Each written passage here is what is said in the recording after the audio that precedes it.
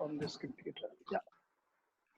Good. One of you always remind me to record it so that we don't forget. It's important stuff which we shouldn't lose because we forgot to record. Okay. So I'm going to talk about the ESMO guidelines on management of locally advanced lung cancer. And I'm really going to start with very, very basic stuff. I want you to first understand the concept of what we are talking about before we talk about the guidelines. My suggestion is everybody, please get a pen and paper with you. Take a minute out and get a pen and paper with you. As I say things, start writing things down, start drawing these diagrams, because I'll take you from the very basics to the really complex topic of locally invasive lung cancer. And everybody just shut off your microphones, please. Who is that? Shaji, shut off your microphone. Yeah, please switch off your microphones, everybody, because we can hear the outside noise. Just only one person will talk, and that will be me, and then we'll take questions after that, okay? So take a minute and everybody switch off your microphones, your mics. There are still a lot of people whose mics are on, and I can't take control of everything. Okay. So please take a pen and paper. Everybody take a pen and paper. In fact, one of the things which I tell my juniors is you must always have a 200-page A4 size notebook with you, particularly when you go for meetings and conferences, so that you can jot down some important points which we tell you. Somebody's phone is still on. Please, everybody look at your phone and switch off your microphone. I'm struggling with this because I've got headphones on and everything is, who is QMBTD?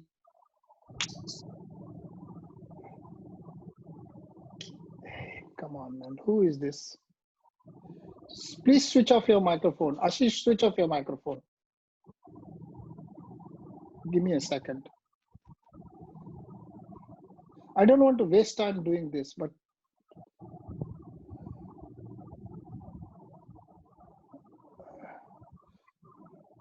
please switch off your microphone, guys. There is a big noise in my ears. It's very, very close and I'm getting distracted by it.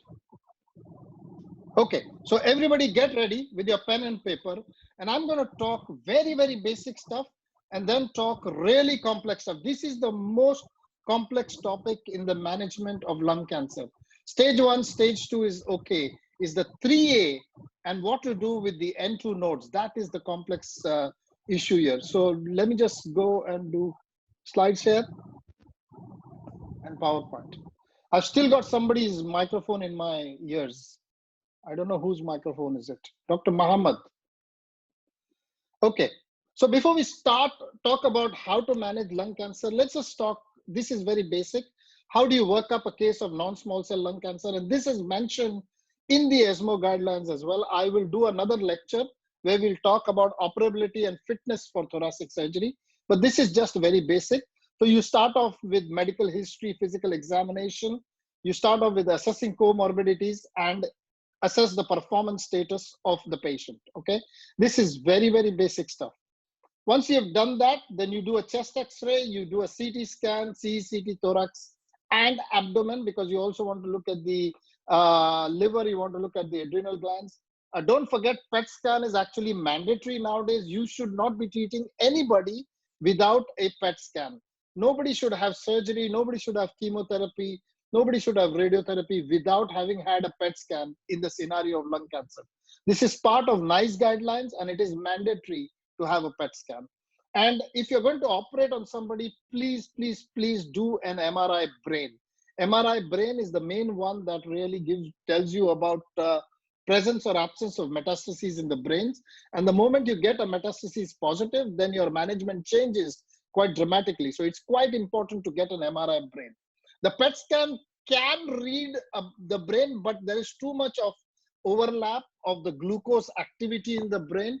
And so sometimes you might miss small lesions and small metastases. So PET scan is not so good for the brain. The newer PET scans can still look at the brain, but not so good. That is why the advice is to get an MRI brain done. Some people do CT bone scans, and that's fine. The standard labs that you would do are complete blood count, that's the routine with coagulation and stuff like that. You would do a renal profile, liver and bone parameters. Pulmonary function test is mandatory. You should not be treating anybody with lung cancer without having baseline PFTs. Absolutely mandatory. And three main readings that you do need in the PFT is an FVC, FEV1, DLCO. This is the three things that I need before I will operate on any patient. Cardiac assessment is mandatory. ECG is to be done for all patients. People who are more than 40 years or who have a high risk of cardiac history, we go ahead and do an echocardiography. At Medanta, we very easily get a stress echo done. So we go ahead and do that. And that gives us quite a good estimation of the cardiac function of the patient. Now, when we talk about fitness for thoracic surgery, we will talk about CPET. At this moment, I will just put it in the picture. And then if the patient has got any coronary artery disease, it is important to at least do a coronary angiogram or a CT angiogram so that you know what is the status of the coronary arteries. And this is directly, everything that I said is directly from the ESMO guidelines. So this is the first table of the ESMO guidelines. Please take a picture of this screenshot. Take this screenshot. It is important. It is directly from the ESMO guidelines. So this is the basic minimum test that you should have done before you start presenting this case in the MDT. Okay, it's quite important that these things are done before you talk about it. Now I am going to spend a few minutes talking about lymph node stations, and this is absolutely basic. This is IASLC map for lymph nodes in the mediastinum. And we cannot do any of these discussions until and unless I am absolutely sure that every single one of you knows what is the level of lymph node that we are talking about. So the one is low cervical supraclavicular or sternal notch. So let's go into more details. 2R is upper right paratracheal. So please draw a diagram with the trachea and the bifurcation with the carina, right main bronchus, left main bronchus. And as we go through each one of these, please draw a corresponding picture as to where is this lymph node. This is very important, okay? So 2R is upper right paratracheal, 2L is upper left paratracheal, 3A is prevascular, 3P is retrotracheal, 4R is lower paratracheal right, L is lower paratracheal left. That is in the midline. On the left side, you have station 5, which is subaortic, which is para-aortic. Station 7 is subcarinal. So important now, all of these you must know, okay? 2R,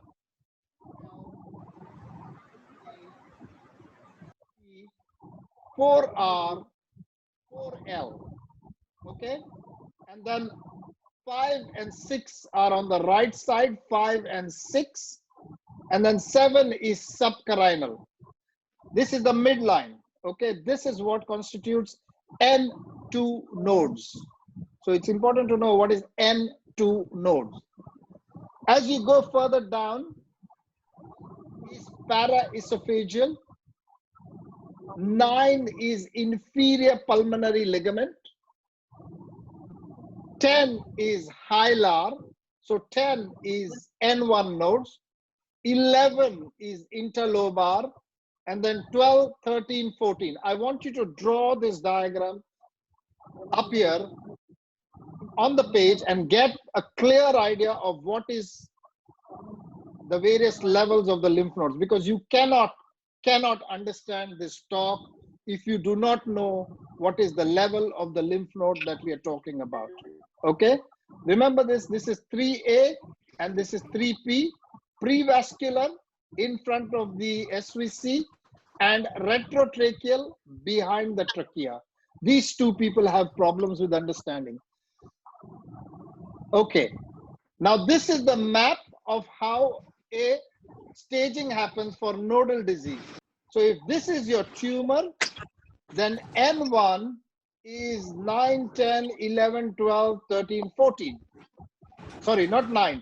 10, 11, 12, 13, 14 is N1. N2, the one in orange, is 2, 4, 7, 8, 9. If this tumor was on the left side, then 5 and 6 would be N2. Okay, for the left-sided tumor. If the 5 and 6 are positive in a right-sided tumor, everything that is in yellow is N3. Guys, how many times? Please, Muhammad Diblin, please switch off your phone. Come on, guys, don't do like this, yaar, please.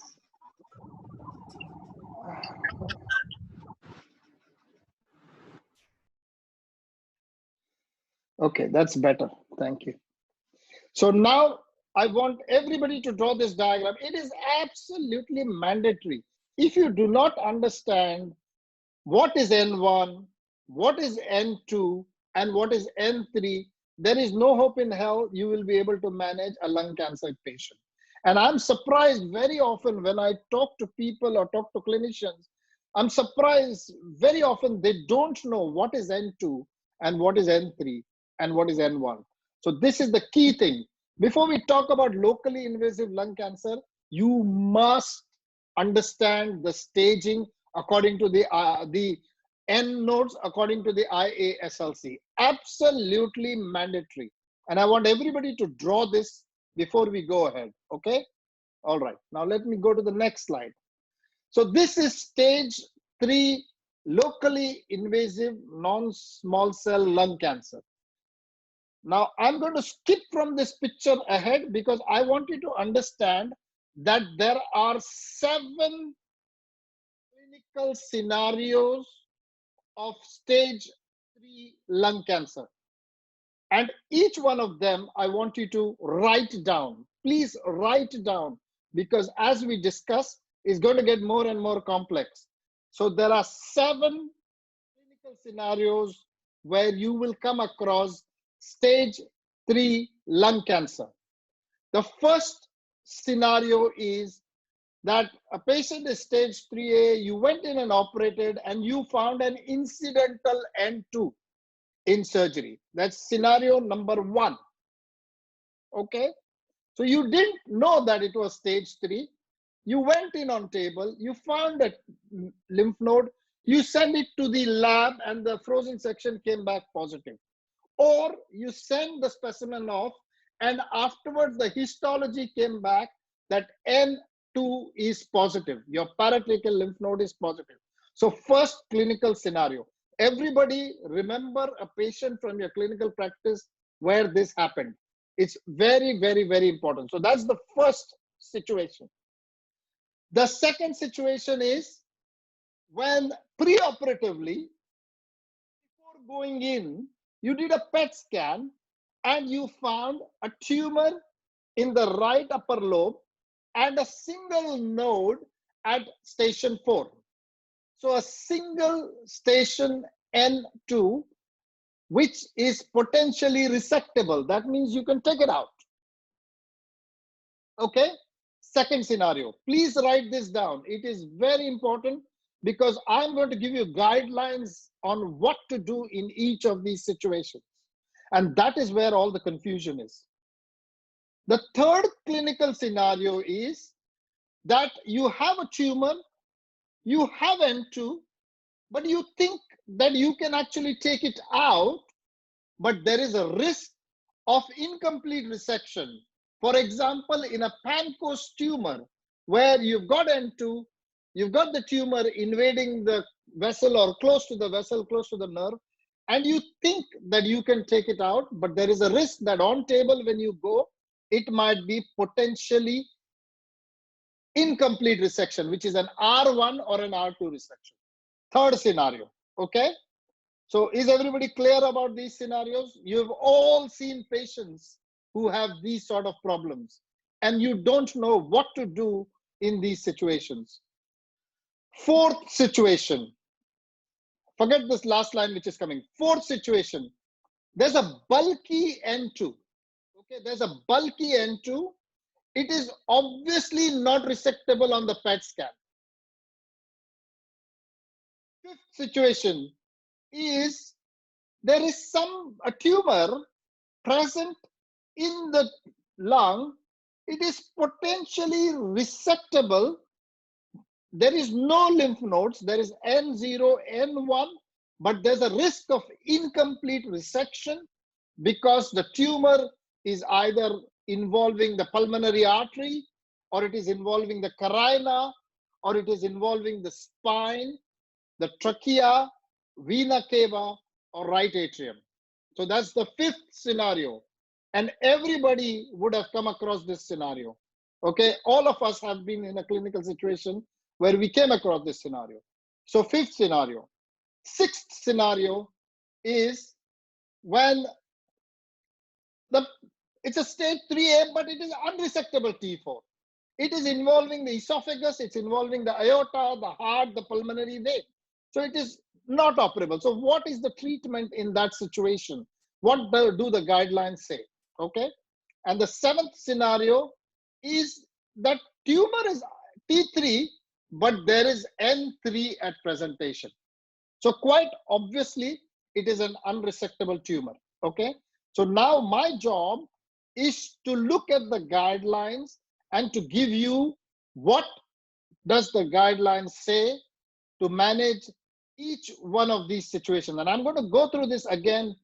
I don't mind repeating it, but it's absolutely important that you get these 7 situations. So write down on the paper 7 situations, and below each one, as I talk, as the lecture progresses, you write what is the recommendation and what is the level of evidence. That's what I want you to understand. So what does the guidelines say? What should I do in this situation? And what is the level of evidence to support my clinical decision? So I'm going to go through this again. It's very important, okay? Stage 3A, which means that you thought it was stage 2 or stage 1, but incidentally on table you found an N2 disease, or postoperative histology came back as N2 disease. The second scenario is there is a tumor in the right upper lobe. There is a single station N2 disease, not upper lobe, any lobe, but there is a single station N2 disease, and it is potentially resectable N2 disease. You believe as a surgeon that you will go in and take away all of that disease. The third situation is that it is a potentially resectable N2, but there is a risk of incomplete resection, which usually we come across when we are dealing with a Pancoast tumor. Pancoast tumor is a tumor present at the apex of the lung, which is involving T1, T2, stellate ganglion, and the brachial plexus, something like that, okay? The other situation is a 3A tumor, which is obviously a tumor which has obviously got bulky N2 disease, or it has got multiple levels of N2 disease. So both of these, what should you do in this patient? And the next one is a T4 tumor, a tumor which is involving either the pulmonary artery, carina, spine, trachea, vena cava, right atrium, but there is no lymph nodes. There is no N0, there is no N1. But there is a risk of an incomplete resection because it's involving one of the major structures in the chest. The next situation is, it's an unresectable T4. It's a 3A, it's going into the esophagus, it's going into the aorta, it's going to the heart, PV. You're not even going to think about surgery in these patients. So what do you do in these patients? The other stage is an unresectable T3, which means there is N3 on the other side. What do you do in these situations? Okay, and this is the situation that comes directly from the ESMO guidelines. So have a look at this table and take a screenshot of this table. These are the situations that you will come across when you're dealing with locally advanced non-small cell lung cancer. It's very difficult to understand this slide until and unless somebody tells you each one in a different way. Okay, so please Take a screenshot of this. And the whole ESMO guidelines for this topic is based on these 7 clinical situations. Okay? So I hope everybody's written this down. Now let's talk about the guideline. Let's get on with it and talk about how we manage, why we manage, and what we do. But before we talk about any treatment, I want you to know what is the level of evidence and what is the recommendation. Okay, so level 1 to 5, ESMO has used this paragraph, this chapter. This is directly shot from the ESMO guideline. So the first level 1 is one large randomized control or control trial of good methodological quality. Level 2 is small randomized or large randomized trial with little bit suspicion of bias. Level 3 is a prospective cohort study. Level 4 is retrospective cohort study or case control study. And level 5 is studies without case control, case report, expert opinion. All of us know this, but each guideline is based on a different set. You just follow the set that is given in that particular paper. Okay. Now, when you go into the exam and you say that for this patient with an N2 disease, single station, I'm going to offer surgery, you have to talk what is the level of evidence. And more importantly, you have to say what is the grade of recommendation. The moment you come forward saying that according to the ESMO guidelines, there is a level 1 evidence and a grade A recommendation, the examiner cannot question you, full stop. He cannot question you because this is directly from the guidelines. And that is why I'm presenting this topic to you, because I want you to be able to have an answer when you're discussing a CT scan with your examiner. So grade of recommendations are, you've already understood, from 1 to 5, the level is going down, and from A to E, the strength of the recommendation is going down. So A is obviously the strongest one, and E is against. So it is completely against. So, and in between it is strong to moderate, insufficient, moderate, against, and strong evidence against. Okay. So these are 2 important things you must understand when you talk about management. Whenever you say, I will do this for this patient, according to this guidelines, this is the level of evidence, this is the grade of recommendation, you have cracked it. You are already into 7 and 8, which is excellent, rather than fail or just pass or pass. You know, so to get to the level of 7s and 8s and 9s, you really need to be able to tell me the grade of recommendation and the level of evidence. Okay, so now let's get into the real stuff. These are the guidelines as they are, and I've tried to simplify them as much as I can. So let's go through this. Now we'll first look at what is the evidence for doing a CECT and a PET-CT. The level of evidence is 1 and the grade of recommendation is A. So if you ever tell an examiner, but in my city, I don't have a PET scan, I don't think the examiner will take kindly to that, because you have to say that the level of evidence is 1, grade of recommendation is A. So all patients who have treatment for lung cancer must have a PET-CT, mandatory. Okay, so that's the first thing.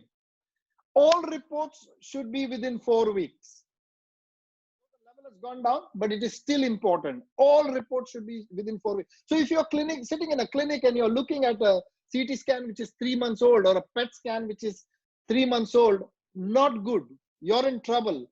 And if something goes wrong in the patient, a very smart lawyer will very quickly catch you on this. And he will say, according to ESMO guidelines, the CT scan should have been within 4 weeks. Why did you not repeat the CT scan before you did the surgery? So it is mandatory that the report should be within 4 weeks of your treatment. I'm not saying surgery or chemotherapy. It should be a recent report within 4 weeks. So a lot of people ask me, is 6 weeks okay? Is 8 weeks okay? Well, the answer is, according to the guidelines, it's not okay. Yeah. The pathological staging of the mediastinum should be done. You should not be treating these people on radiological evidence.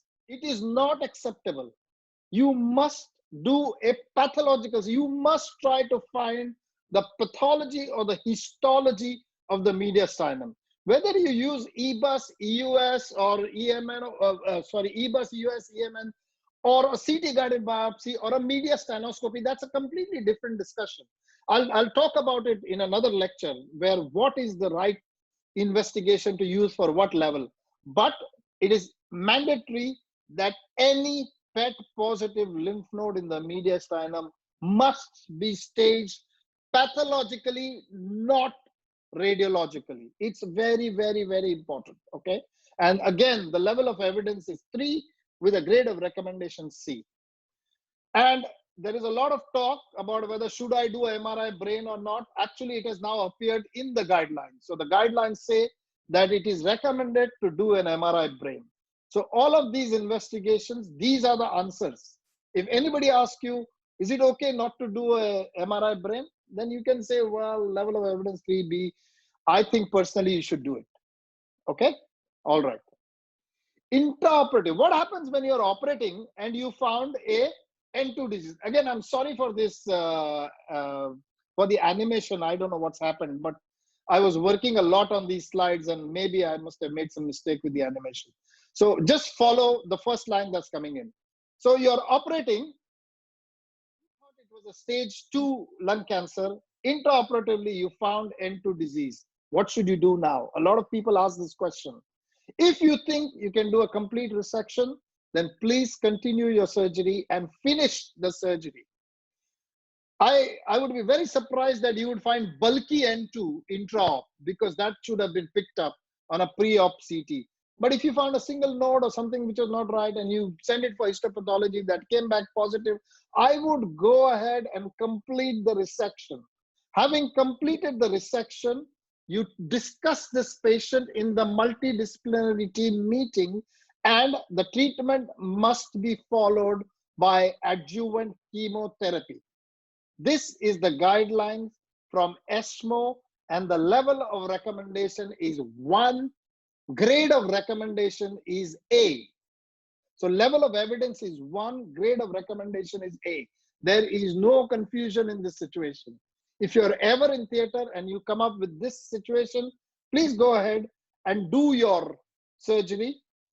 Post-op radiotherapy is not routinely recommended, which means the level of evidence is 5 and C. Okay, so post-op radiotherapy is not so highly recommended, but surgery must be completed and adjuvant chemotherapy must be given after discussion in an MDT. The answer you have to say is after discussion in an MDT. One scenario. Everybody happy with this?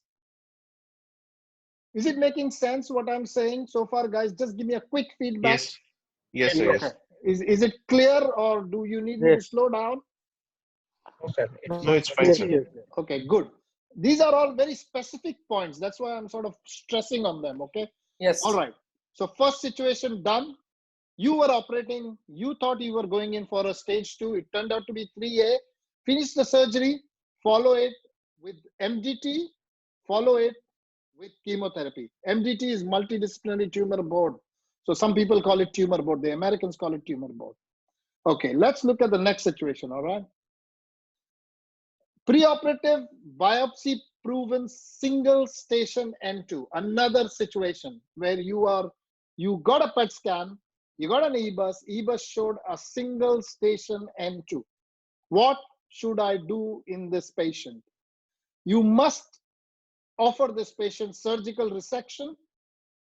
If you think you can do a complete clearance, given the fact that it's a single station, you will be able to do a complete clearance. You must discuss this patient post-operatively in the MDT and then send him for adjuvant chemotherapy. So even if you knew pre-operatively that there was a single station N2, which was biopsy proven on EBUS, EMN, whatever you did, you must offer him surgery if the patient is fit. Of course, all this is provided the patient is fit for surgery. And you follow it up with adjuvant chemotherapy, okay? Induction chemotherapy followed by surgery is one of the treatment methodology but the level for that is 4 and C. So most of us actually do not want to give pre-operative chemotherapy followed by surgery. Most of us want to actually offer surgery and follow it with adjuvant chemotherapy. Okay? All this is provided the patient is fit for surgery. What would you do if you had a multi-station N2 or you had a preoperative N3 biopsy proven? Okay, there is no role for surgery in this situation in the first instance. Absolutely no role. What you do is you line up the patient for concurrent definitive chemoradiotherapy. And the level of evidence is 1. The grade of recommendation is A. Okay, so if you've got multi-station N2 or you've got N3, please offer the patient concurrent definitive chemoradiotherapy. I have had discussions and meetings where people have actually done surgeries on these people as because he came to the surgeon first, and I am completely against that.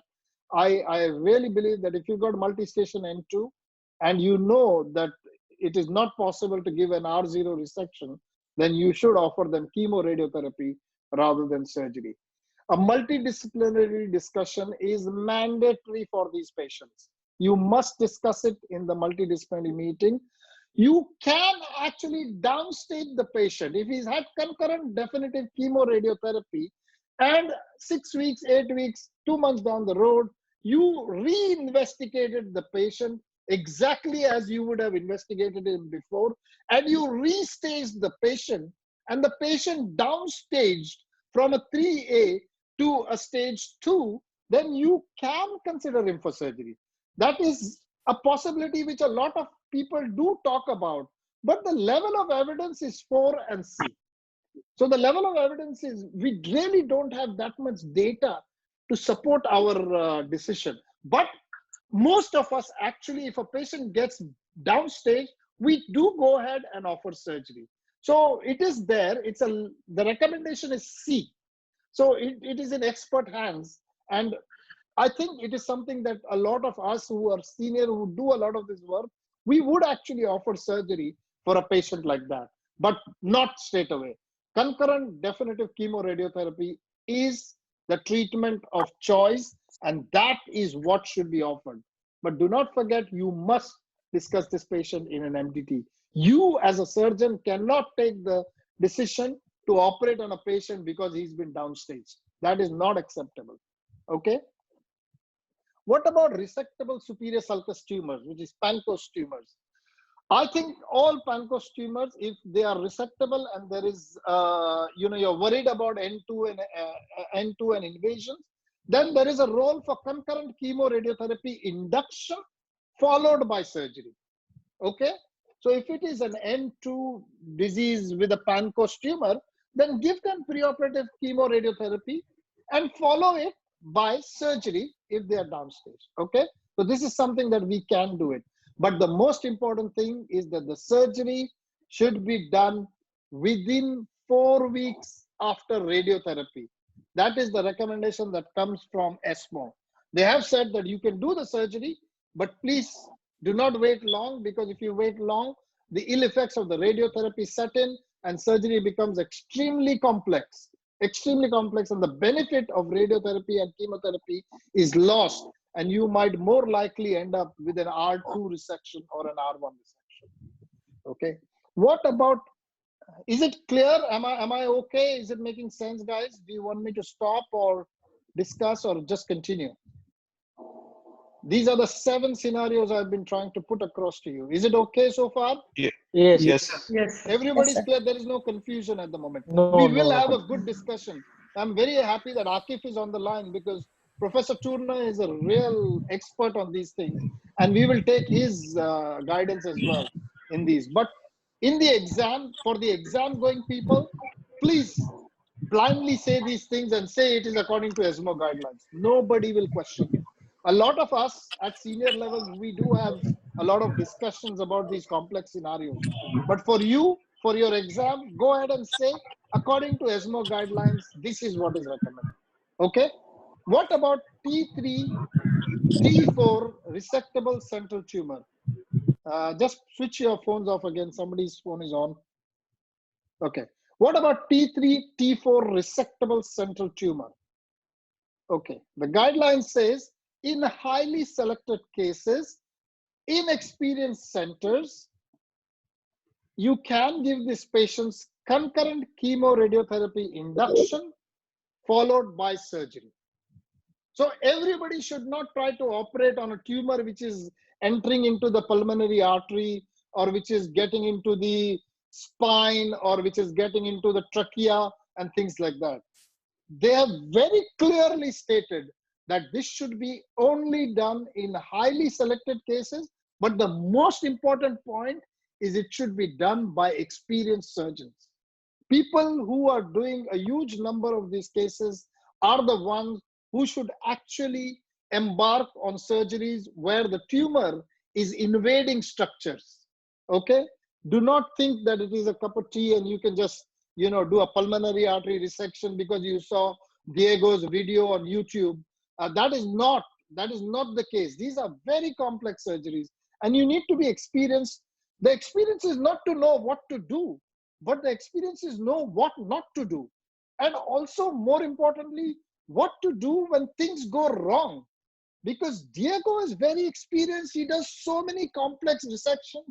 His video looks as if you can reproduce.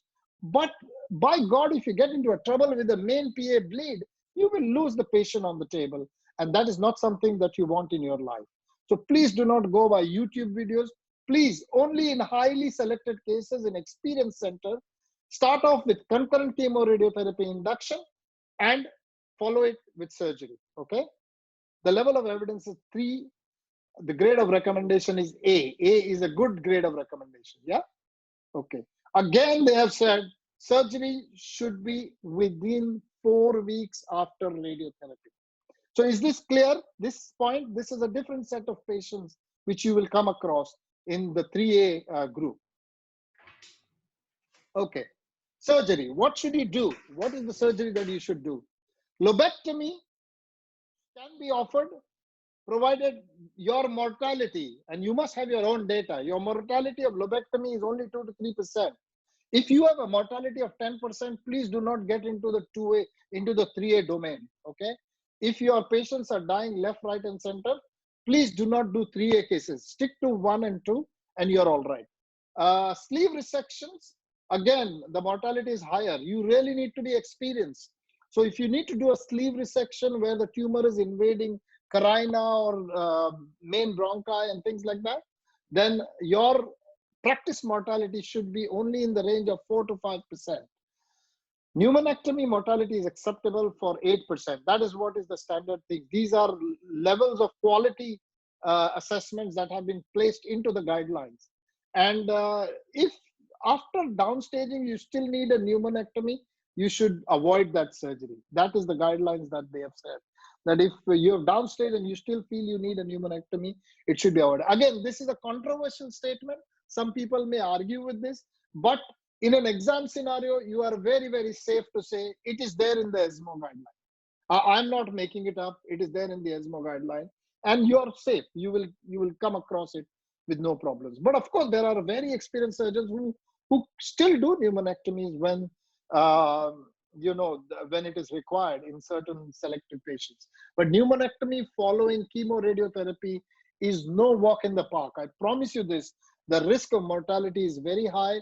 The risk of bronchial leak, the stump leakage is very high. The risk of bleeding is very high. And you can land into a lot of trouble. So you got to be very careful when you're selecting a patient for pneumonectomy after he's had chemoradiotherapy. Okay?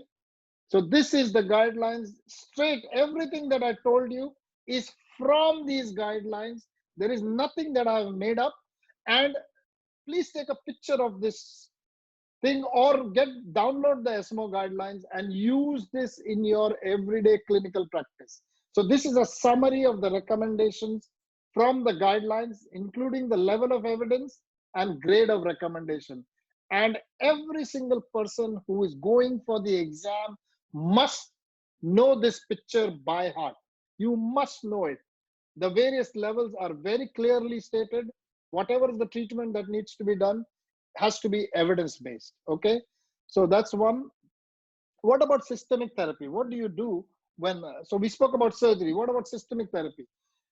The curative therapy should be curative intent in stage 3A, and it should be a platinum-based therapy. Level of evidence 1A, okay? Level of evidence is 1A. Neoadjuvant PDL inhibitors at the moment is still being evaluated. So ESMO has not given us any guidelines on what to do about these PDL1 checkpoints, inhibitors, okay? What about unresectable situation with a local, what about a situation where it is surgically unresectable? If it is surgically unresectable, this was the 5th case that I told you about in the list of 7 cases, then you give concurrent chemoradiotherapy. Okay, so if it is not operable, please put up the patient for concurrent chemoradiotherapy. Again, the level of evidence is 1, the grade of recommendation is A. Very, very, very strong evidence. So do not offer surgery for somebody like this, okay? There is no role for debulking. Let me put it very clearly. There is no role for debulking. You cannot go into a chest saying, I will reduce the tumor load so that the chemotherapy can act on the patient. That is completely faulty thinking. It is not acceptable in clinical practice to say that I will debulk the tumor, not in lung cancer, okay?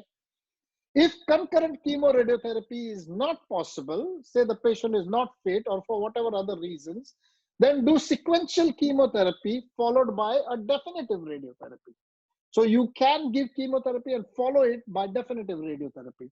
Again, the level of evidence is 1A. This is in a non-operable case, okay, unresectable. There is no role for prophylactic cranial irradiation in these patients. It's only when you find a metastasis in the brain or whatever, then that's a different situation that we can talk about in another discussion. But in a 3A disease, you should not give prophylactic cranial irradiation in the anticipation that this patient will develop brain metastasis. There is no role. Again, the level of evidence is high and the grade of recommendation is high. So do not give prophylactic cranial irradiation for these patients, okay? All right. Continuing on that, they have said you need to give at least 2 to 4 cycles of cisplatinum-based chemotherapy, and the cumulative dose should not be more than 300 milligrams per meter square of cisplatinum. So this is the recommendation from the ESMO. Again, here is the recommendation. This you must know by heart. If you're going into the exam, you must know this by heart, because this is the 4th and the 5th patient that I told you about where you cannot operate. This is not an operable case. So this is the recommendation, and all the levels of recommendation and level of evidence is quite high, okay? So you can safely say this in your exam and there is no problem with that. What about radiotherapy? Concurrent radiotherapy is okay. Chemoradiotherapy is okay. In the context of chemoradiotherapy, the maximum dose recommended is 60 to 66 grays of radiotherapy with a 30 to 33 daily fractions. And the duration should not be more than 7 weeks, okay? So the duration should not be. So get these numbers into your language, get it into your discussion, and know that the maximum dose is 60 to 66 gray with a 30 to 33 daily fractions over a period of 7 weeks. Again, the level of evidence is 3B. Here you are, okay? So we're talking about the same situation, but now we are talking about the radiotherapy part of things. How much can you give and how much you cannot give? So here is that pathway which will help you to make your decision in day-to-day practice. On a CT scan, if there is no enlarged lymph nodes, tumor is peripherally located, invasive lymph node biopsy is not required, okay, if the PET is negative. So peripheral tumor, PET negative lymph node, just go ahead with surgery. But on table, if you found an unseen N2, then discuss in the MDT and consider this patient for adjuvant chemotherapy. Okay? Again, there is no enlarged N2, but central tumor or hilar lymph nodes, or there is enlarged discrete N2 lymph nodes. There are three scenarios here. If the lymph nodes are N0, N1, go ahead for surgery, but there is possibility you might see N2 on the table, then give them adjuvant chemotherapy. If there is N2 in your histopathology report on the EBUS or the mediastinoscopy that you did, but you still feel that it is local, single station N2, then you can offer this patient dedicated surgical treatment, surgical multimodality treatment. Okay, so surgery followed by chemotherapy. If the MDT feels that he is not fit for surgery and is not a guy where you will get an R0 resection, then he goes for the non-surgical treatment. If he's got N3, there is no way you can offer surgery. You directly put him into the non-surgical treatment. If the patient has got extensive mediastinal N2 disease, you don't really need to, you don't need to have a histopathology to tell you this is resectable or not resectable. But he goes for a non-surgical treatment. But most of us would actually do a histology to prove that the mediastinum is positive. Okay? All right. Let me get to the next one. The same thing in a different scenario. Same chart arranged in a different way. No enlarged lymph nodes and peripheral tumor. No histopathology required. Go ahead and offer, if the PET is negative, go ahead and offer surgery. If on surgery you found N2, offer adjuvant chemotherapy. No enlarged N2, but central tumor, hilar lymph nodes, or enlarged discrete N2 lymph nodes. If your invasive staging shows this is N0 or N1, offer surgery. But after surgery, if it comes back as N2, give him adjuvant chemotherapy. If it is N2 at the time of the EBUS or EUS or whatever, but you still feel that you can operate, discuss in an MDT. If the MDT says that this is a guy who will benefit with surgery, go ahead and operate, follow it with. If the MDT thinks that he's not a guy who will tolerate surgery, put him into the non-surgical modality. If it's extensive mediastinal N2 infiltration, you don't need a histopathology. It is unresectable. You know it is unresectable. Put him into the chemotherapy modality. Okay? So this is quite clear. There is no confusion in these things. It is quite clear what to do in which situation. Of course, as clinicians, we are always involved in something more than this. And very often we use our own personal experience. But in an exam or as a young surgeon, you must follow evidence-based medicine. You must not try to push your thing through. You must try to follow evidence-based medicine. There were some comments in the ESMO guidelines about personalized medicine. At the moment, targeted therapy outside of a clinical trial has not been recommended by ESMO, and immunotherapy is still being evaluated. But a lot of immunotherapy is now in the main domain, and I think the next few guidelines will actually talk about immunotherapy as a standard treatment modality. There's a lot of work going on out there. So there you are. This is the personalized immunotherapy thing, straight from the ESMO guidelines. Okay. So very important. Again, the level of evidence is 1A. So don't forget about this. You must do it, but you must do it as a clinical trial rather than offering it directly to the patients. What about follow-up in these patients? What should you do when you have treated these patients? Well, all these patients need surveillance. The surveillance recommendation, according to the ESMO guidelines, is every 6 months up to 2 years. It should be a CECT done at 12 months and 24 months. If it's only for salvage treatment, then CT every 6 months for 3 years. The use of PET scan is not a routine in surveillance. It is only used in recurrence after you have done a CT and you believe that there is recurrence. That's when you should use PET scan. To use a PET scan at 12 months or 24 months is actually not part of the recommendation. So it should not be done. But before you treat anybody, the biopsy is mandatory. So histopathological confirmation of these tumors is mandatory. Okay. Now, anything that you do, 1 minute, Muhammad is back on with his phone. Muhammad, switch your phone off, man. Okay, anything that you do, it is important that these patients have to be put through smoking cessation. That is mandatory. Okay, that is required by the treatment, because the outcomes are superior, and there is other behavior therapies and pharmacotherapies which are discussed when you talk about smoking cessation. So they recommend that you should actually offer the patient smoking cessation. Okay, so this is the follow-up guidelines. Again, this is what you have to know for the exam. Nothing more than this, nothing less than this. You just follow this straight away and you're absolutely fine.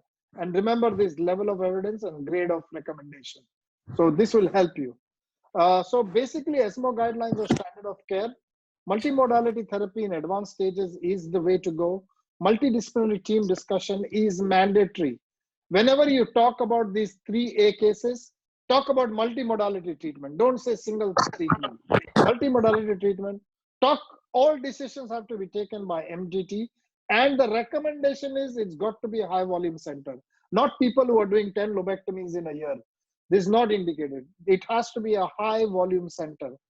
Thank you very much. Okay. All right. Good. So now I am going to bring all of you back in. I'll stop sharing my desktop and I'll get everybody back in, and you can then ask me any questions. Akif, I want you to come in first, and I want you to give some comments on this and all the controversies that are there. Okay. Yeah. Was it clear, Akif? Was the guidelines clearly laid out? Yes, it's clear and it was amazing. Thank you very much. It was very comprehensive review of ESMO guidelines. But I would like to add a couple of points, if I may. Please do. That's exactly why I'm so happy that you're here. Okay, thank you. First of all, I would like to talk about the resectable N2 concept. Actually, as you mentioned, the evidence behind that is not so strong.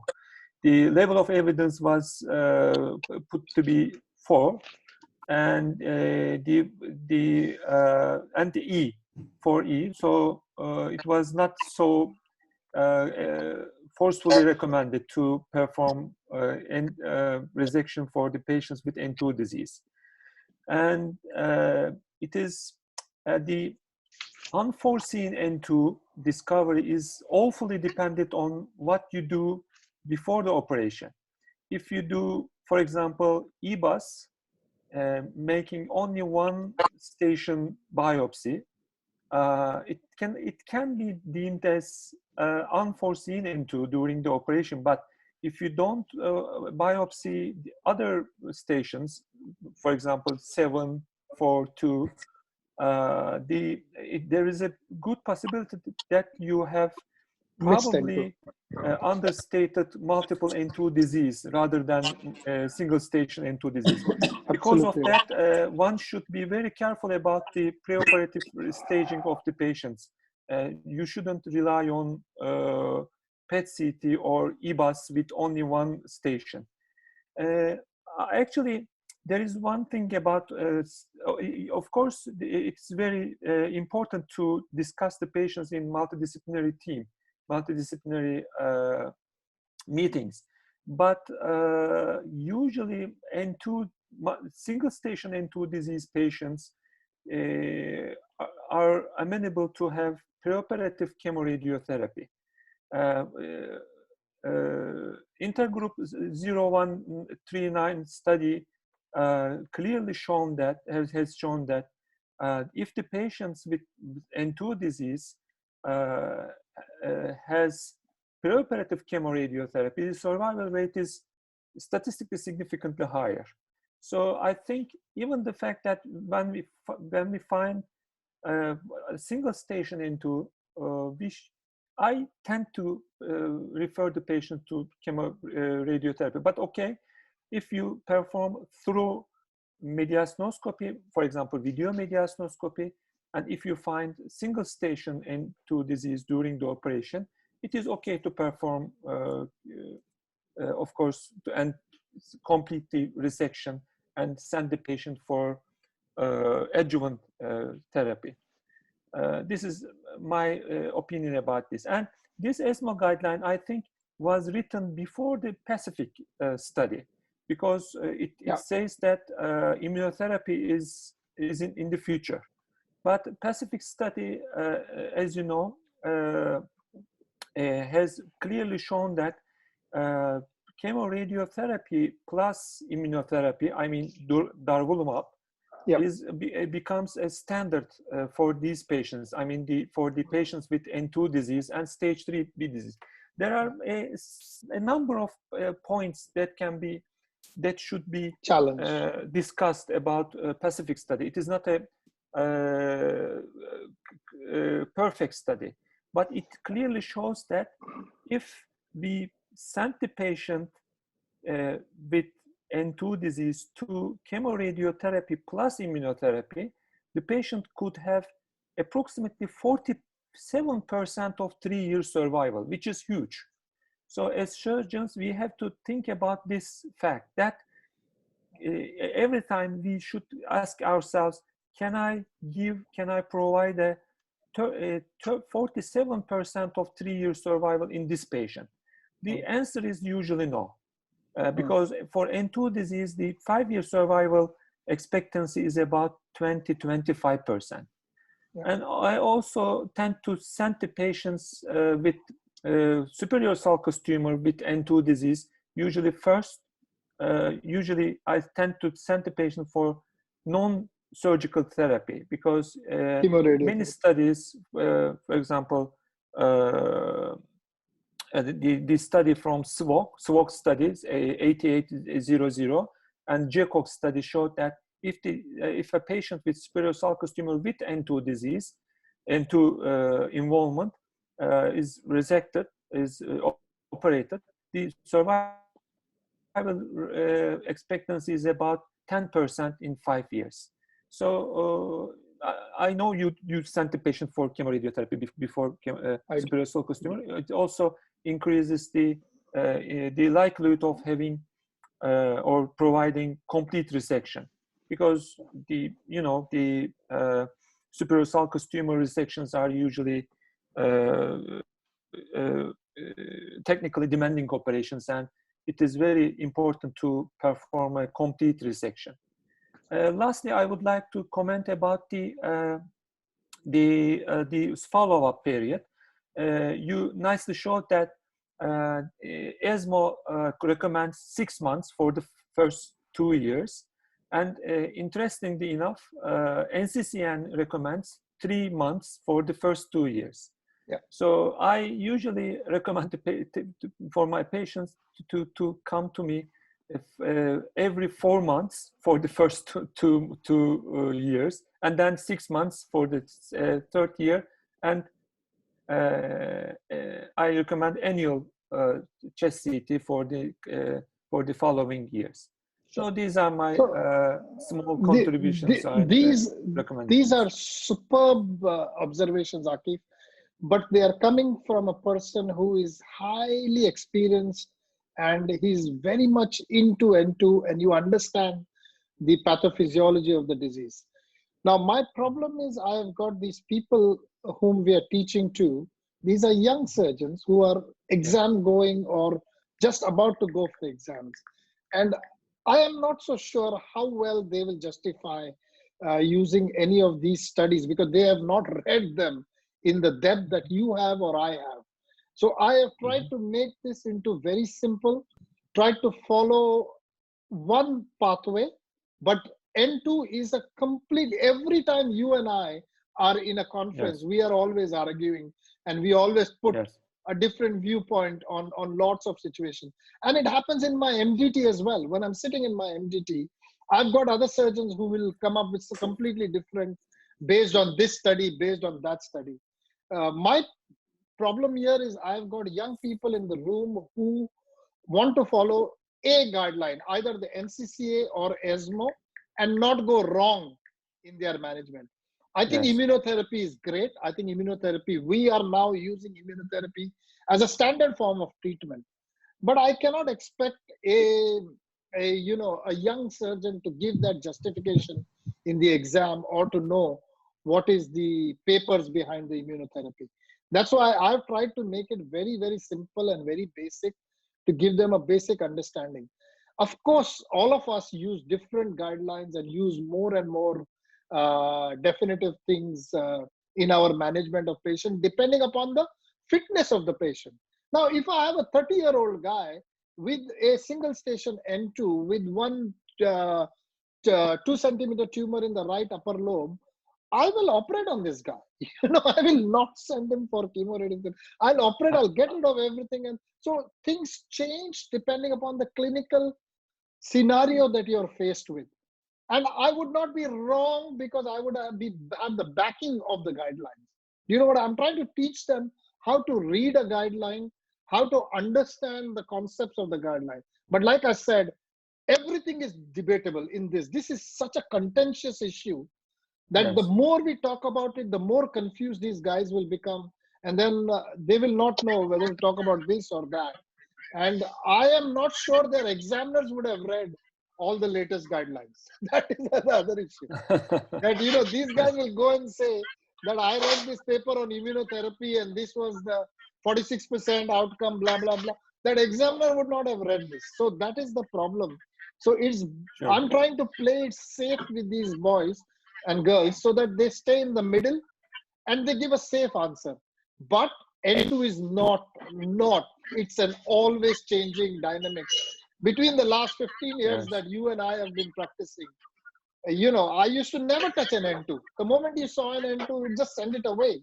Even on a CT scan, we'd send it away to the to the chemotherapist. But now things have changed. So I think you're absolutely right, Akif, that there is a lot more to learn about this topic. But for these young people, I have to give them a baseline where they follow, and they will not be wrong if they say these things. But if an examiner questions them about immunotherapy, if they have read the paper, they should say, yes, I've read the paper, and this is what it is. I think ESMO guidelines will change, and everything is changing every year or 2 years. Everything is changing. The staging is changing. So anything that I say today will be completely wrong next year. I think at this moment, NCCN guidelines changes 4 or sometimes 6 times in a year. Yeah. So what do you do? So I have to, Akif, I want these guys to follow a balanced pathway and not get into an argument in the exam. But if they have read the paper and they are confident, fantastic, go ahead and quote it. I would appreciate that. But I don't want to teach that to these guys because they have not read all the papers.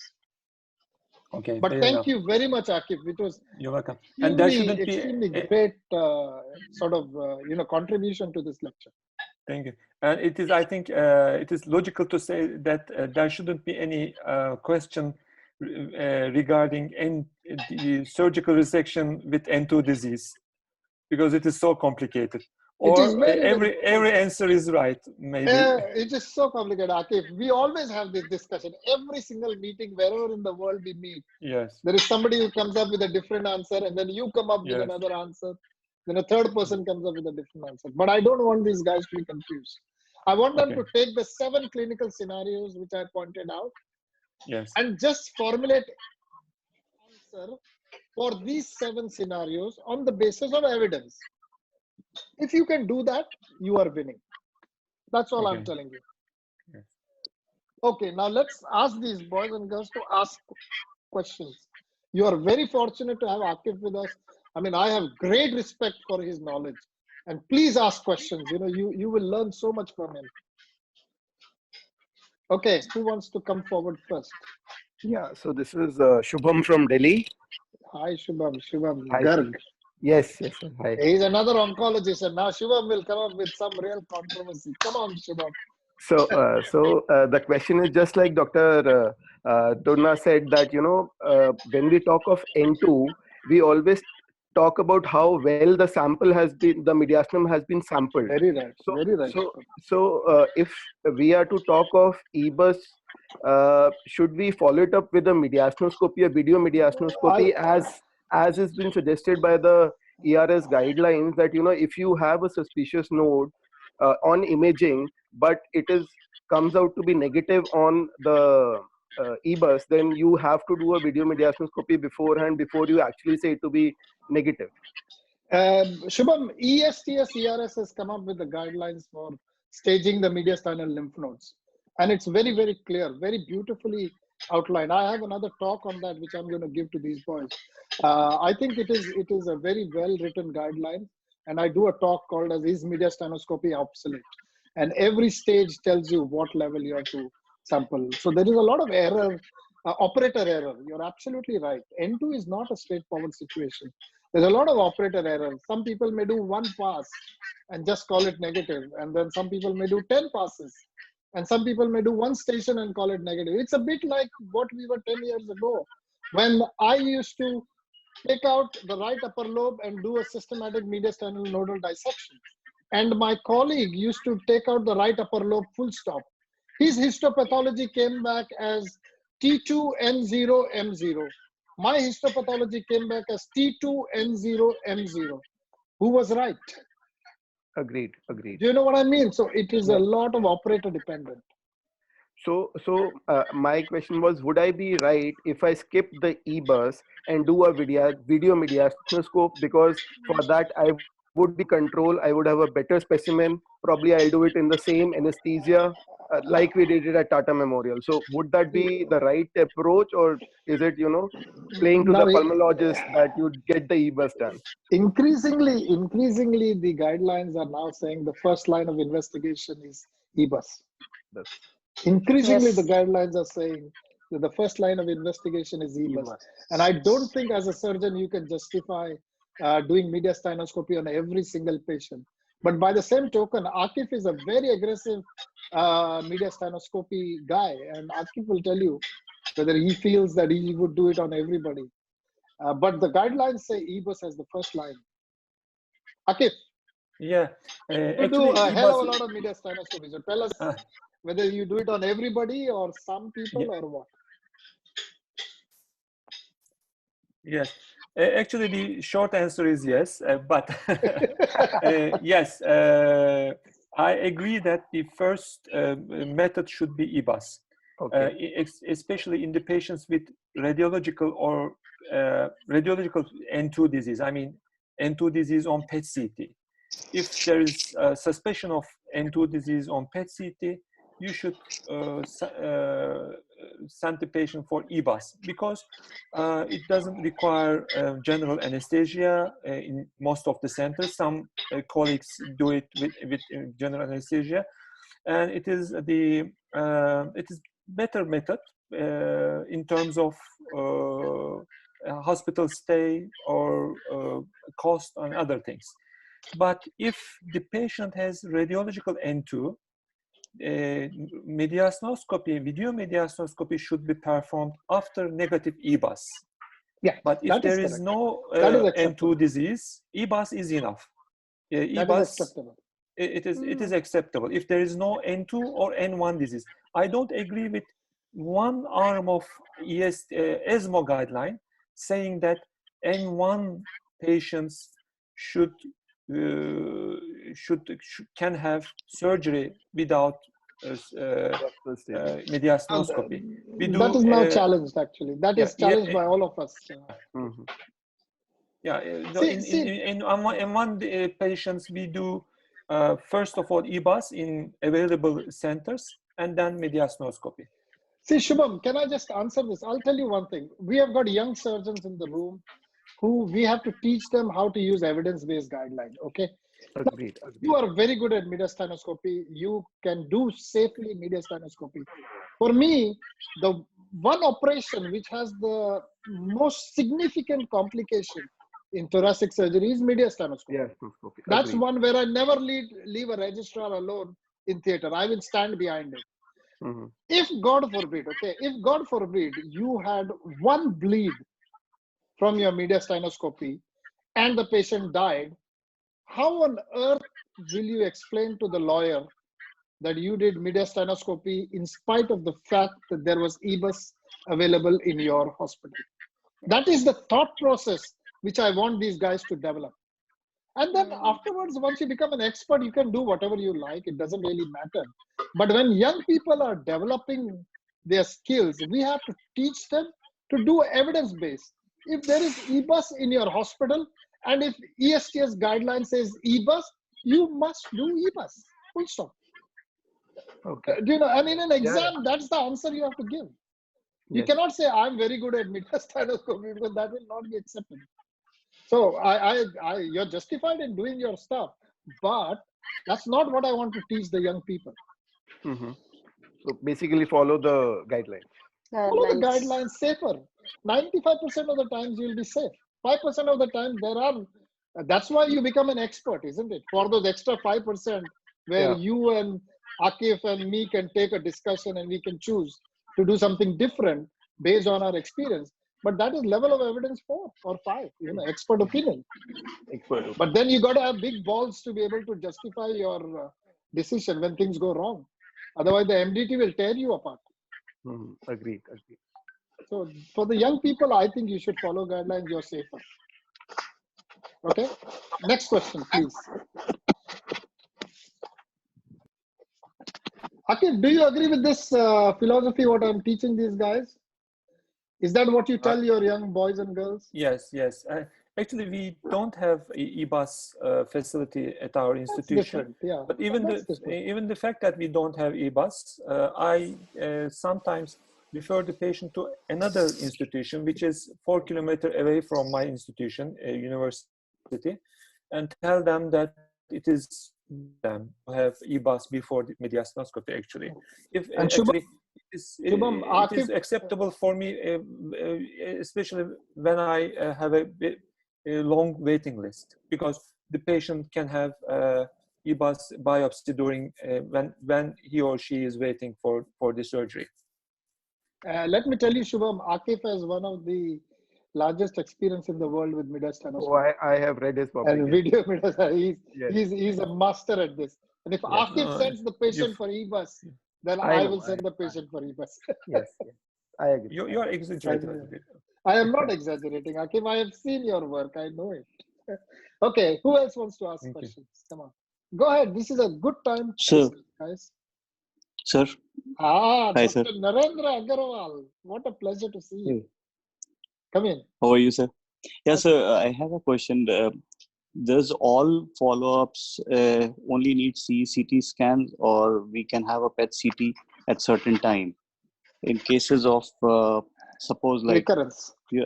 Yeah, if you're expecting a recurrence, or you the guidelines the guidelines say recurrence is the indication for PET CT, but follow-up, routine follow-up should be done with a CECT. We do it.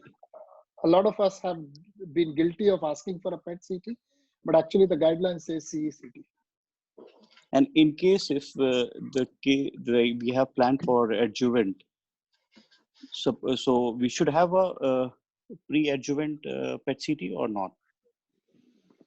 Akif, what's your take on this?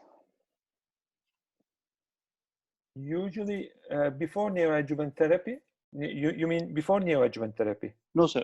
It's a post surgery and just before adjuvant. Before adjuvant? No, I don't think that it is necessary. I agree. I don't think that. In our clinical practice, we don't actually ask for a PET CT. Actually, we would ask for a CCT. It makes the situation more complicated if you send the patient to a PET CT institution in which the rate of resection is the number of resection is too low in a year. I mean, usually PET CT guys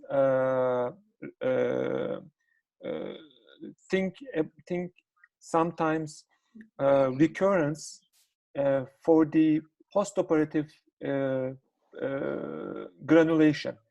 I mean, usually if you send the patient to PET CT just after surgery, or 15 days after surgery, or 1 month after surgery, the PET-CT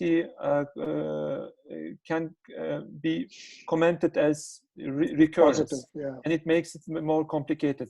I had some patients crying with coming to me crying with this reports of recurrence, and it is very difficult at that time to prove that it is not recurrence. You should usually send the patient for biopsy or rebiopsy, something like that. So it is not necessary actually. One must know that this situation can be as long as 6 months. During 6 months after surgery, you can have Post-adjuvant. positive, positive hilar tissue positivity because of the granulation, or even sometimes some atelectasis or some surgical instrument or surgical clips or other things can be commented as positive for recurrence. So it becomes more complicated if you have surgery. In our country, it is forbidden to perform PET-CT. I mean, as far as our national insurance system is concerned, you cannot send the patient for PET-CT before 3 months after surgery. So it is, I think, logical. I think around the world, that's the recommendation. None of us sends the patient for PET-CT in a post-op surgical patient. You just send him up for, line him up for treatment. So post-adjuvant, what is the time you suggest for a PET-CT? Post-adjuvant, chemoradiotherapy. If suppose an N2 disease and you have done chemotherapy after resection. You mean you've done surgery and then you've done N2 adjuvant? Adjuvant. Yes. The recommendation is 6 months, but the first CT is always done at 6 weeks by the chemotherapy guys. Okay. The first CT is done at 6 weeks by the chemotherapy guys or radiotherapy guys. And then the follow-up recommendation is 6 months. But NCCN says 3 months. Yeah, the problem is NCCN says 3 months. So that's why Akif just mentioned that he does it at 4 months, so halfway through. So it doesn't matter. But most of the chemotherapy guys will do a PET-CT at 6 weeks to see their effects. Okay. Who else wants to come in? I have a question, sir. Yeah, Vikas, tell us. In the chart, you have shown that one patient with no enlarged lymph nodes and peripheral tumor, we don't require any invasive lymph node. We just go ahead with the surgery. Provided it's PET negative. Provided it's PET negative. What you taught us in ESTS guidelines, if it's a peripheral tumor less than 3 centimeter size and there is no nodes on PET-CT, you can go ahead straight forward with surgery. So what is the T status in this patient in this guideline you are telling, sir? I'm not comfortable. I'm not comfortable. The most of us less than 3 centimeters, we do not do PET-CT. We do not state the mediastinum. But here we are talking about stage 3 patients, right? No, this was a guideline for all comers. No? The graph was for all comers. Okay. Also, if I might add, Dr. Vikas, that it is essential that we review the CT by ourselves, because the quality of reporting sometimes may be fallacious, and we should see the CT by ourselves to look at actually whether they are enlarged or not, and the decision should rest with us and not just on the report which has come. I feel personally that we should see the CT by ourselves. Well, I'll tell you, my Narendra will vouch for it, that I never ever read a scan. Yeah. I never ever read a report. No first year radiology registrar can report a CT scan better than I can. So I never ever. I'll read it at the end, but I will read a CT scan on my experience, on my clinical knowledge, because once you read a report, the mind will see, the eyes will see what the mind knows. So never ever read the report before. Always see the CT scan, make up your own mind, and then you read the report to see whether they are corroborating or not. And many times I have actually gone down to the radiologist and told him, stop bullshitting, change your report, because what you have written is rubbish. Right, Narendra, you agree? Yeah, I agree. Yeah. I never ever read a report before I see a So I CT have scan. adopted your policies. Never. Good, well done. I have Okay, adopted them. next question. Sir, Manjunath here. Yeah, Manjunath, tell us. Sir, would you do a repeat PET scan to assess response to chemotherapy, neoadjuvant? Akif, take this. Okay, Akif? after, yes, just if the patient has neoadjuvant chemoradiotherapy, the perfect time for PET CT is just 1 month after the completion of the radiotherapy. So if the chemoradiotherapy is performed consecutively, just follow the end of the radiotherapy. But if it is given, these two strategies are given synchronously, you should wait for 1 month after completion of the therapy. So it is better way, because before that time, again, it is sometimes difficult or sometimes erroneous to have an idea whether the patient responded to the therapy or not. So 1 month is the best period after the completion of radiotherapy. Excellent. Thank you. Okay. Anybody else got any other questions to ask? Yes, sir. One last question from me, sir. Please. How do you define downgrading? When do you say this tumor has got downgraded? Size goes down, PET SUV uptake goes down. How do you define it is downgraded? Histology. It is always by histology. Yes, you do not operate on a patient until and unless you have done a repeat histology. So either a repeat EBUS or a repeat mediastinoscopy or whatever. I will not operate on a patient until and unless histologically I know that the lymph nodes are down. So for me, it is histology. And that's what most of us practice. So even in the MDTs when you sit. You mean to say if I do a repeat scanning, that tumor will be same, I mean the node size will be the same size, or even after the neoadjuvant? No, but if you're showing response, that means the size has gone down. But still you need to biopsy. But I personally prefer to have histology before I operate on the patient. Because second time N2 positive on operative table is not a recommendation. First time N2 positive, it can be is forgivable, but second time N2 positive is not a recommendation. That is not a patient for surgery. So I want histology. So we have given neoadjuvant, then we have done a PET scan. Now PET scan is showing no uptake. Then we go ahead and do biopsy, like for staging. And then if it comes negative, mediastinum. Yes, yeah, you want to state the mediastinum. The mediastinum is the key here. The key is mediastinum. You want to know whether the mediastinum is histologically positive, because the size may be large, but it could be just burnt cells. It could be dead cells. So even though the size is large, it's a dead cell. If I do histology comes back negative, then I'll operate. But otherwise, I will not operate. I don't want an N2 positive. I think I'm doing patient no favors by doing a lobectomy in a post-chemo radiotherapy patient. And then, giving him all the risk of surgery and then having N2 come back as positive. That is, you're doing no favors to the patient. Agree, Akif, or different? Akif?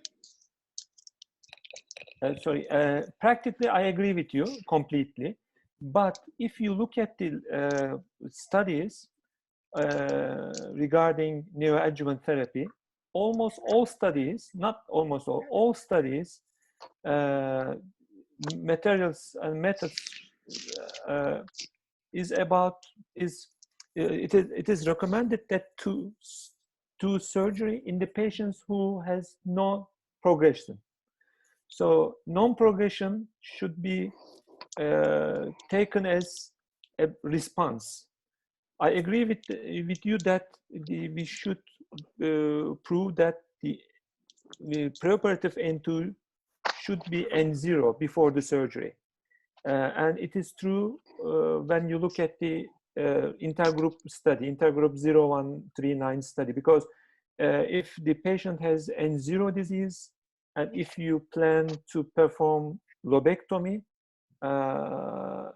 it means that you can provide very huge survival advantage, approximately 15% of survival to the patient. But if you look at the studies, it is okay, unfortunately okay, to perform surgery in the patients who has no known progression after neoadjuvant surgery. No, So no known neoadjuvant progression therapy. of the main disease, but what about N2?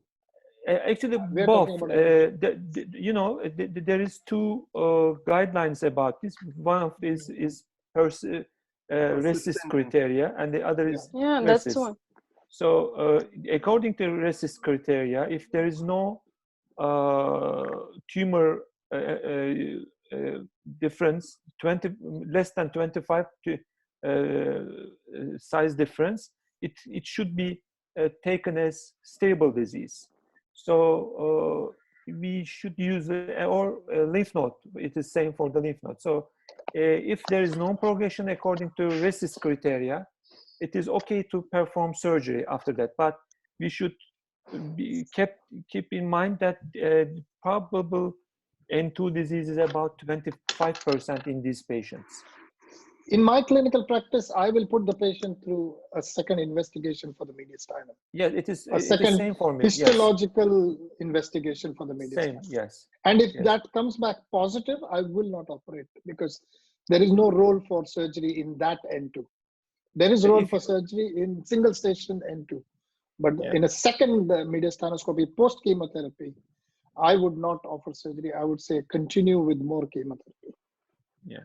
So this subset is called the persistent N2, which has a documented much worse prognosis as compared to those who respond. So I would just not operate, probably seeing how bad the survival is actually. Yes. Okay. One more question, sir. You said we do a cardiac evaluation and do a coronary arterography. That was just one line added as a this thing. The coronary angiography is a very complex thing. Now that patient turns out to have coronary artery disease. I'll do so another. I have a question. Hang on. I will do another lecture on fitness for surgery. So, but just to answer your question, just for that, if my patient has a coronary angiogram and he had a positive result for the coronary angiogram, I want them to treat the coronaries first because people die of heart attack. They don't die of lung cancer straight away. So if he's got a positive coronary disease and I have to operate and give general anesthesia to this guy, my anesthetist will never agree to do that. But you're now in a catch-22 situation because the moment they put in a stent, then they have to give anticoagulation. So they change the type of stent that they put in. And, the earliest you can operate is 6 weeks to 3 months. But again, that is very high risk, very high risk. So that's a very difficult situation. Very difficult situation. But when you talk about fitness for surgery and operability according to the ESTS guidelines, this is all mentioned in that as well. So don't catch on to that line. Unfortunately, my animation was all wrong. So that line came up first before ECG. So I apologize for that. I knew you would get excited. You're a cardiac surgeon. Okay. Yeah, Shilpa, tell me. Yes. So I have a question. In fact, I have a scenario. So I understand that N2 is a very hot topic with innumerable scenarios. So if there is a situation where you have a pre-op single station radiological N2, so would you even go with a EBIS or would you just directly go with surgery? Because no. The rule of the game is if it is radiologically positive, you need to have histopathological. Doesn't matter. You need histopathology because if it is single station on radiology, they will have sampled 5 stations. They will sample 7. 7 could come back positive. 4 was positive on PET and 7 came back positive on EBUS and 4 came back positive. Changes the whole scene. I would never operate on a patient without a histology of the mediastinum, particularly when it is positive on a PET scan. I would always want histological, because like Shubham said, you need multiple levels of biopsy. You don't just do 4, you do whatever 7, 10, whatever they do. Multiple levels is what you 2, 4, 7. Even to really opposite get side will be. to get a decent, yeah, and you get the opposite side as well. So you will be surprised how many times you will find that the lymph node is positive. You know, when I first started doing lobectomy for lung cancer, we're talking about a very long time ago. There are a few young patients whom I had done. PET scan was not around, and there were a few young patients whom I did who had, you know, just a 1 centimeter, 2 centimeter tumor. We did a lobectomy and everything fine. And, you know, these guys within 9 months came back with recurrence. And I always wondered why. And the reason they came back with recurrence was because we had not staged the mediastinum properly. And we didn't have a PET scan in those days to know what was happening. And doing a systematic mediastinal nodal dissection was not a vogue in those days, you know. Just do the lobectomy, sample 1 or 2 lymph nodes and get the hell out. But I've had 1 or 2 young patients who have come back with recurrence on the other side, or a mediastinal lymph node. And I've always wondered why. And now I know. Now once PET scan came in, I know that just because you've got 2 centimeter or 1 centimeter tumor doesn't mean that you will not have mediastinal lymph nodes. Metastasis. Yeah, Akif, you were saying something. Yeah, I completely agree with you. I would like to make a comment on this. There is 2 phenomena regarding PET-CT. First of all, when you look at PET-CT, you look at the gamma ray emitting from the area. It is not a transmission type evaluation. It is an emission type evaluation.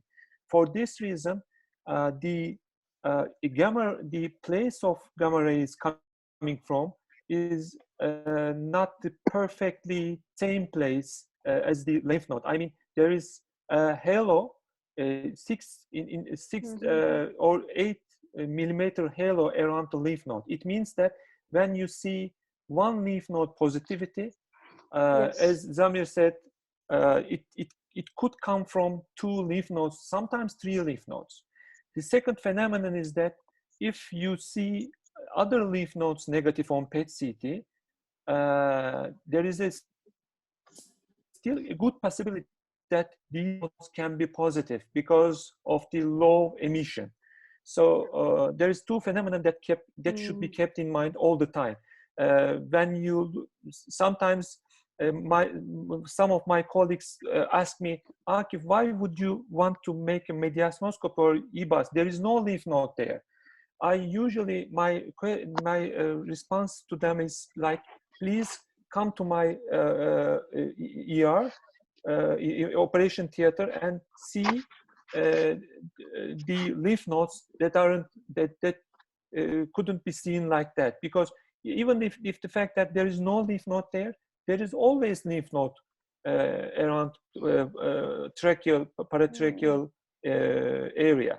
So it should be kept in mind that there is always lymph node there, and it can be positive in those kind of patients. I just want to make a comment on this for all the youngsters in the room, that I want you to sort of understand that it is always better to do defensive medicine. I'm not saying you should not operate. I'm quite an aggressive operator. But whenever I'm in a difficult situation or I'm not sure what is the pathway to take, I think about it as in, what will the solicitor say in the court when things go wrong? You know, I put that question to myself. And if the answers are clear that the solicitor will screw me, then I step back a little bit, because as surgeons, we want to operate. We think, you know, you're a big surgeon if you take on a more non-traditional pathway, but actually that's not true nowadays. Patients are increasingly becoming well-read, and you know, with Google and internet, so you got to be a little careful about what you're doing. And that is why you find me in every meeting, I talk about evidence-based medicine, and I talk about guidelines, because guidelines are the safest thing. Nobody can question you. If you did it according to the guidelines, you're safe. And that's why we discuss in MDT. The reason why we do MDT for every single patient is because there are 10 people who take responsibility for your decision. So it's not, it doesn't make you any less of a surgeon. I promise you, it doesn't make you any less of a surgeon. And people respect you more. So I want all the youngsters to start attending MDTs. I want you to read guidelines. And whenever you are in a difficult situation, you try to follow the guidelines. Of course, with experience, when Akif gets to a certain level, I get to a certain level, we do take some decisions which are not, according to guidelines, which are beyond guidelines. But those are our experiences. But when you're in your first 5 years of practice, you don't want a patient dying on table. You don't want a patient dying post-op, as far as possible. So try to follow guidelines. You're safe. You're really safe. Yeah. And always don't forget, ask for help. If you're in any trouble, call another consultant, call another colleague. Many times I've had a PA bleed. I've called for the cardiac surgeons. Narendra will vouch for it. It's not that I can't stitch a PA, but it's always better to have a fresh mind in theater because you want a live patient coming out. And when you start suturing with a PA bleeding, your mind is already scared because you've caused the bleeding. So when you have a fresh guy with you, it just changes the whole scenario. So you don't become less of a surgeon if you call for help. So play safe, follow the guidelines, call for help. These are all simple things which I want to put across to all the young people. There's no medals to be won. I promise you, there are no medals to be won. And it takes only one case to completely destroy your career. Only one case. One case goes wrong, it completely destroys your career. And I hope you never have it, but all of us, at our level have got medical legal cases in the background, and they take so much of your energy and effort. I promise you, one patient, goes to the court, you spend months and months writing replies and meeting solicitors, It's all bullshit, man. And they forget all the good things you've done for them. And they come up with only the bad things. And it's a very nasty experience. So try to be safe. Just stay within the boundaries of guidelines. You'll be okay. All right. Yeah. I have one patient who sued me because there is a Liga clip on somewhere in the mediastinum. I mean, for God's sake, he's suing me saying the Liga clip is causing him pain. I mean, Liga clip causing him pain it's just ridiculous. But he's suing me. And what do you do? And the CT scan is showing that it is a Liga clip. And we use hundreds and thousands of Liga clips in the thing. But the problem is you have to still reply back to everything. It takes months and months. They'll never win. They will never win. But it is very demoralizing. And you feel, why the hell did I do so much for this guy? So that's why I'm telling you, don't try to step out of guidelines. Stay within guidelines. You'll be okay. All right. Any other questions, guys? Come on. Yeah. So yeah, one Shubham more. has got something to say. Yeah. So we have spoken about single station. We have spoken about multi-station N2. But what about bulky N2? So is there a consensus on how do you define bulky N2? Because I have looked into literature and there's still no, somebody says 2 centimeters, somebody says 2.5 centimeter.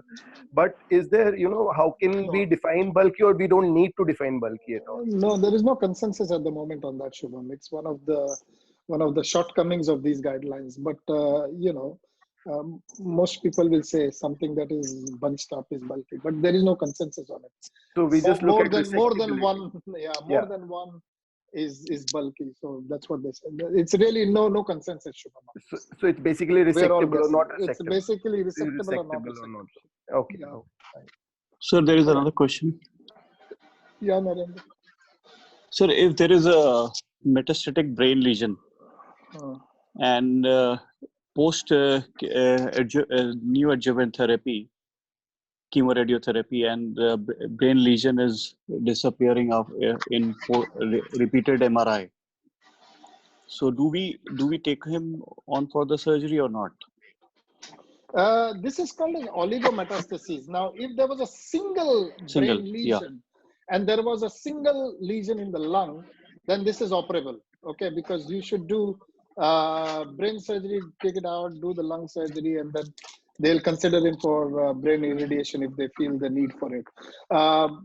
Post-surgery, I don't know what the guidelines say on this situation, but most of us will consider this to be metastatic disease. And, you don't just operate on the lung and leave the brain alone. You're supposed to do both together. No, we had MDT on this. And No, the brain lesion came after the surgery or before the surgery? no, before the surgery. So Then they you could did have the operated on both. yeah, they did the tactic, and they did this chemo radiation, and they repeated the MRI after 6 weeks, and the lesion was not there. So they asked me about this. We should operate or not. So they are saying that the brain lesion is gone. They have treated it. Yes, yes. Well, then he's a candidate for surgery. If he's fit and young guy, and if they say the brain lesion is gone, then he's a candidate for surgery, provided he doesn't have N2 disease. Mm-hmm. But there's the size of the tumor is big. N2 disease. There shouldn't be N2 disease. That's the key thing in this. Yeah, right, sir. Right. Yeah. Excuse me, sir. Yeah, 1 minute. I worry about this SBRT business in the brain. I'm not sure we have data on that, to be honest. I personally like it to be operated by the neurosurgeons, and then we do it. But they are doing SBRT nowadays, and I worry we don't have enough data on whether is it really gone or is it just reduced, or is it, because really I don't know the answer to that. So what should be my take on this? If it is gone, if it is gone, and the fit guy with no N2 disease, you can operate the lung. According to what evidence we have at the moment. This might change. We don't know that. Yeah, somebody else was asking a question. Some ladies. Yes, sir. Who's that? Yeah, it's Fitoon. I'm Fitoon, sir. Fitoon, yeah. Hi, Fitoon. Yeah. Tell us. Hi, sir. So, sir, if you work in a scenario where you don't have EBUS or you don't have mediastinoscopy readily available, what would you do? These are difficult scenarios, but then if it is a big mediastinal lymph node, then you really do need to know that before you can do a lobectomy. Mediastinoscopy, I have done mediastinoscopy with direct laryngoscopes and things like that. If you've got VATS, then do a VATS guided biopsy of the mediastinum, send it for frozen section. And if it comes back negative, then do the lobectomy. I suppose that's the way. I don't know the answer. If you don't have frozen section, okay. So you can you can just do VATS, take it and send. Do what you have to do. Then you just take it out and then pray like hell. Yeah, I suppose. What do you do, Fitoon? What do you do? I agree. I know exactly what you're saying. I've been in those situations in the old days where we didn't have any of these, so we used to just take it out and dissect out all the lymph nodes in the mediastinum and send it away. But that is not what the evidence says now. But you have to do what is available in your local hospital. That is life. So it doesn't make sense to do VATS, take a biopsy, send it, and then bring the patient again on another session to do surgery, right? Well, let me tell you, in the UK, we have taken wedge dissections of lesions, and we have done a mediastinal nodal dissection and sent the patient away. And we have, but this is because of the NHS and time pressure and things like that, because frozen section was not available on that particular day. And then, or on a frozen section, it came back negative. And then formal histology came back positive. So in that scenario, I have actually taken the patient back for completion lobectomy. Even in UK, we've had that situation. But in your situation, if you're there and you've got, in your country, patients will not come back for a second surgery. That's the reality, and cost is a big issue as well. So the thing is, do the definitive treatment that you've got at that moment, and then, hope for the best that the mediastinum is negative. Yeah. And if it comes back positive, then treat with chemotherapy. Yeah. Adjuvant chemotherapy. These are difficult situations. But this is the reality of the world. Most countries don't have all these fancy stuff available. Okay. Anybody else want to ask? This is a very complex topic, and I'm very happy that you guys are discussing. And I don't think you will get such a clear view in any meeting that you would attend. So I'm very grateful to Akif for joining the meeting, and really you've contributed greatly to this. Okay, guys, I'm sorry we will not be able to do the second topic at the moment because I have another meeting starting in half an hour. So I will not be able to complete the second part of this discussion. But we are all at home and we have nothing to do, so we can do it tomorrow. It's not a problem. Okay, is that all right with everybody? Any more questions? One last chance. Any more questions? One last question. I hope it is not Yeah, out of context, sir. Yeah, go Are on. are there any natural history studies for advanced lung cancer also? Because we are probably bound to tell the patient what will happen if you don't get treatment. And most of the time they ask how much time I have left. So any natural history for survival, are there any studies? I never answer that question if a For patient asks it. early I don't cancer, think we there is found any evidence for giving that answer. Only Hindi films say you have got 3 months to live and all that, but I don't think there is any evidence to support anything like that. I have seen patients whom I thought were going to die tomorrow, and they have lived for a good many years. I had a patient with 20 metastases in the lungs from a sarcoma who bloody lived 15 years after that. All the metastases were stable. So don't know. I don't think there's any study which has looked at it. At least I'm not aware of it. Yes, I attended one session. One surgeon from UK only, he gave 2 studies for early lung cancers. That survival is 10 months and survival is, he quoted some 2 studies, wow studies and Datterback studies something. But I don't think it is relevant, right? I don't know. I am not aware of that. If you give me the name of the study, I'll read it, and I'll give you the outcome of that study. Because the way I read a paper is different from the way you read a paper. So maybe I'll be able to condense the message for you. Welcome to the webinar. You Okay. and All right. Thank you very much, everybody. Thank you. Somebody... Thank you, sir. Any more questions, or are we finished? Okay, I will put the other stuff up for you. Okay. Thank you very much. Thank you, sir. Good day to you. We'll Thank try you. and do something Thank you, sir. tomorrow if possible. Yes, sir. Thanks. Thank you. So, Akif, thank you Thank very you, sir. much. Good day. Thank you. It was wonderful. Thank you very much. This is truly an international webinar. We've got people from all continents and all countries logging in. Yes. I'm so pleased about it. Thank you so much. Okay, good day, Thank you. guys. See you.